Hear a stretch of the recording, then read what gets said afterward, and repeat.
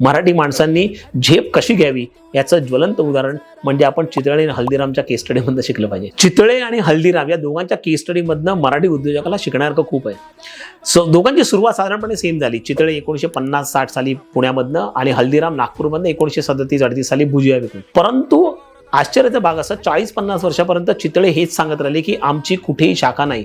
तुम्हाला जर का मिठाई घ्यायची, श्रीखंड, भाकरवडी जे काय घ्यायचं असेल तर तुम्हाला पुण्यात यावं लागेल। पुण्यात आमचं दुकान आहे, तिथूनच तुम्हाला ह्या सगळ्या गोष्टी मिळतील।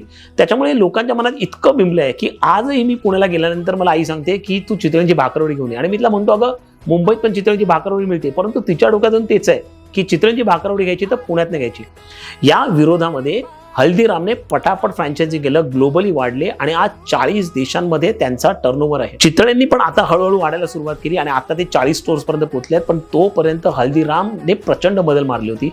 चितळेंचं आताचं व्हॅल्युएशन साधारणपणे 600 करोड रुपयापर्यंत आहे। हल्दीरामचं तुम्हाला सांगितलं तर खोटं वाटेल, परंतु हल्दीरामचं आत्ताचं व्हॅल्युएशन 40,000 करोडपर्यंत आहे। Globally accepted brand. या तऱ्हेने आपणच स्वतः बनवलेली एक मेक आपल्याच हळूहळू गळायची आली आणि त्याच्यातनं मग बाहेर यायला चितळेंना फार बराच वेळ लागला। तोपर्यंत हल्दीरामने खूप मोठी बदल मारली आणि एवढं मोठं साम्राज्य निर्माण केलं जे आज ग्लोबल ब्रँड म्हणून अस्तित्वात आलंय। मराठी माणसांनी झेप कशी घ्यावी याचं ज्वलंत उदाहरण म्हणजे आपण चितळे आणि हल्दीरामच्या केस स्टडीमधनं शिकलं पाहिजे।